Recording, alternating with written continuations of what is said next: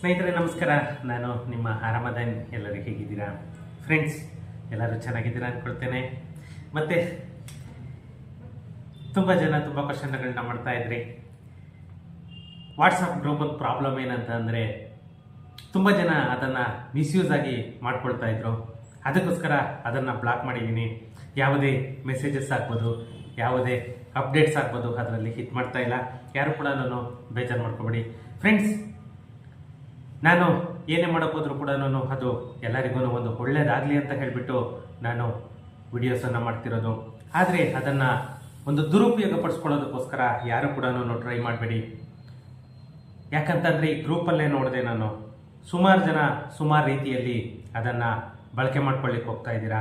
ಅದಕ್ಕೋಸ್ಕರ ನಾನು ಯಾವುದೇ ಔಟ್ ಗೋಯಿಂಗ್ ಆಗ್ಬೋದು ಅಥವಾ ಇನ್ಕಮಿಂಗು ನಾನೇನು ಕಳಿಸ್ತೀನೋ ಅಷ್ಟು ಮಾತ್ರನೇ ನಿಮಗೆ ಬರುತ್ತೆ ಮೆಸೇಜಸ್ಸು. ನನ್ನಿಂದ ಮಾತ್ರ ನಿಮಗೆ ಅಪ್ಡೇಟ್ ಸಿಗೋದು. ಆದ್ದರಿಂದ ಯಾರು ಕೂಡ ಬೇಜಾರು ಮಾಡ್ಕೊಬಿಡಿ. ಇವತ್ತು ಒಂದು ಸುಮಾರು ಜನ ಕೇಳ್ತಾ ಇದ್ರಿ, ಸರ್ ಇನ್ನೂ ಈ ಖಾತಾ ಆಗಿಲ್ಲ, ಇನ್ನೂ ಈ ಖಾತಾ ಬಿಟ್ಟಿಲ್ಲ, ನಾವು ಪಂಚಾಯತಿಗೆ ಹೋದ್ವಿ ಕೇಳಿದ್ವಿ ಅಂತ ಹೇಳಿಬಿಟ್ಟು. ಏನು ನಮ್ಮ ಕರ್ನಾಟಕ ಸರ್ಕಾರ ಜನಗಳಿಗೆ ಉಪಯೋಗ ಆಗಲಿ ಅಂತ ಹೇಳಿಬಿಟ್ಟೇನೆ ಈ ಸ್ವತ್ತು ಯೋಜನೆಯಡಿ ಡಿಜಿಟಲ್ ಆಸ್ತಿ ಪತ್ರವನ್ನು ಒಂದು ಕೊಡ್ತಿರೋದು. ಅದನ್ನು ಇನ್ನೂ ಕೂಡ ಅಫಿಷಿಯಲ್ ಆಗಿ ಸಾಫ್ಟ್ವೇರನ್ನು ಯಾವುದೇ ಪಂಚಾಯಿತಿ ಕೂಡ ಇನ್ನೂ ಕಳಿಸಿಲ್ಲ. ಯಾರು ಕೂಡ ಪಂಚಾಯಿತಿ ಹತ್ರ ಹೋಗಬೇಡಿ. ಇನ್ನೊಂದು ಏನು ಹೇಳೋದಕ್ಕೆ ಇಷ್ಟಪಡ್ತೀನಿ ಅಂತಂದರೆ, ಇವಾಗ ಮಾಡ್ತಾ ಇರೋದು ಬಂದ್ಬಿಟ್ಟು ನಿಮಗೆ ಪ್ಯೂರ್ಲಿ ಡಿಜಿಟಲೈಸ್ಡ್.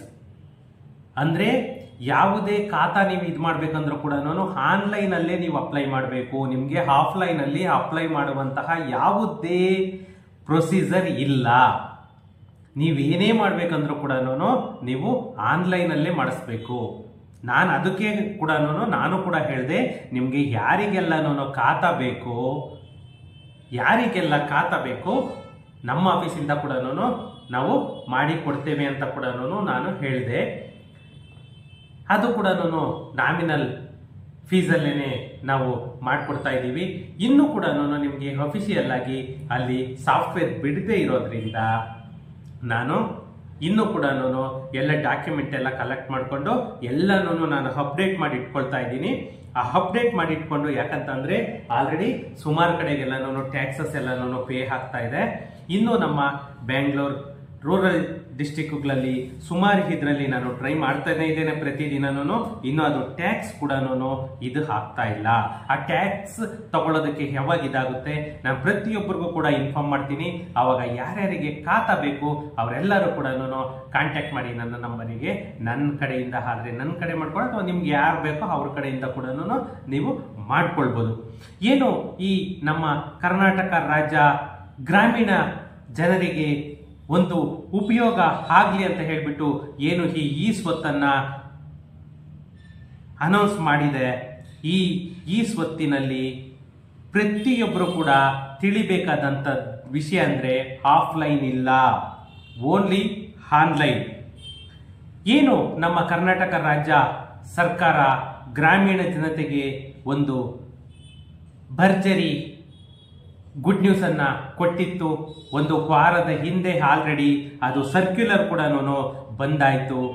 ಆದರೆ ಈ ಸ್ವತ್ತು ಯೋಜನೆ ಅಡಿಯಲ್ಲಿ ಈ ಗ್ರಾಮೀಣ ಆಸ್ತಿಗಳಿಗೆ ಈ ಡಿಜಿಟಲೈಸ್ ಆಸ್ತಿ ಪತ್ರವನ್ನು ಏನು ಈ ಖಾತಾ ಅಂತ ಹೇಳ್ತೀವಿ ಅದನ್ನು ಕೊಡಲಿಕ್ಕೆ ಯಾವುದೇ ಪಂಚಾಯಿತಿಗೂ ಕೂಡ ಇನ್ನೂ ಸಾಫ್ಟ್ವೇರ್ ಹೋಗಿಲ್ಲ. ಯಾಕಂದರೆ ಸರ್ಕ್ಯುಲರ್ ಮಾತ್ರನೇ ಆಗಿದೆ, ಸರ್ಕ್ಯುಲರ್ ಮಾತ್ರನೇ ಆಗಿರೋದು. ಇನ್ನೂ ಕೂಡ ನಿಮಗೆ ಈ ಖಾತಾ ಯಾವುದೇ ಪಂಚಾಯಿತಿಯಲ್ಲೂ ಕೂಡ ಆಗ್ತಾ ಇಲ್ಲ.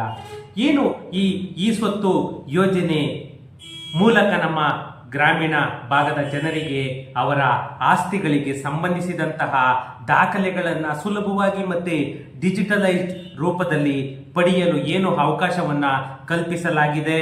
ಮತ್ತೆ ಈ ಕಾರ್ಯಕ್ರಮ ಗ್ರಾಮೀಣ ಜನರ ಜೀವನವನ್ನು ಸರಳಗೊಳಿಸುವ ಜೊತೆಗೆ ಅವರಿಗೆ ಅವರ ಆಸ್ತಿಗೆ ಸಂಬಂಧಿಸಿದಂತಹ ಎಲ್ಲ ಸೇವೆಗಳನ್ನು ಕೂಡ ಪಾರದರ್ಶಕವಾಗಿ ಮತ್ತೆ ತ್ವರಿತವಾಗಿ ಒದಗಿಸುವಂತಹ ಗುರಿಯನ್ನು ಕೂಡ ನಮ್ಮ ಕರ್ನಾಟಕ ಸರ್ಕಾರ ಇಟ್ಟಿದೆ ಅಂತಲೇ ಹೇಳಬೇಕು. ಯಾಕಂತಂದ್ರೆ ಈ ಸ್ವತ್ತು ಯೋಜನೆ ಮಹತ್ವ ಇಷ್ಟಲ್ಲ. ಯಾಕಂತಂದ್ರೆ ಈ ನಮ್ಮ ಗ್ರಾಮೀಣ ಭಾಗದ ಆಸ್ತಿಗಳಲ್ಲಿ ಸಂಬಂಧಿಸಿದಂತಹ ದಾಖಲೆಗಳನ್ನ ಪಡೆಯುವ ಪ್ರಕ್ರಿಯೆ ಏನು ಈ ಹಿಂದೆ ಸಾಕಷ್ಟು ಸಂಕೀರ್ಣವನ್ನ ಉಂಟು ಮಾಡಿತ್ತು. ಈ ಸಮಸ್ಯೆಯನ್ನ ಗಮನದಲ್ಲಿಟ್ಟುಕೊಂಡಂತಹ ನಮ್ಮ ಕರ್ನಾಟಕ ಸರ್ಕಾರ ಏನು ಗ್ರಾಮ ಸ್ವರಾಜ್ ಮತ್ತೆ ಪಂಚಾಯತ್ ರಾಜ್ ಇಲಾಖೆಯಿಂದ ಈ ಸ್ವತ್ತನ್ನ ಜಾರಿಗೆ ತಗೊಂಡು ಬಂತು. ಈ ಸ್ವತ್ತು ಇವತ್ತು ಇನ್ನು ಯಾವುದೇ ಕಾರಣಕ್ಕೂ ಕೂಡ ನಿಮ್ಗೆ ಆಫ್ಲೈನ್ ಅನ್ನೋ ಮಾತೇ ಇಲ್ಲ. ಏನಿದ್ರು ಕೂಡ ನಿಮ್ಗೆ ಆನ್ಲೈನ್ ಅಲ್ಲಿ ಮಾತ್ರನೇ ನೀವು ಅಪ್ಲೈಯನ್ನ ಮಾಡಬೇಕು. ಆನ್ಲೈನ್ ಇಂದಲೇನೆ ಎಲ್ಲ ಕೂಡ ಪ್ರಾಸೆಸ್ ಅನ್ನ ಮಾಡಬೇಕು.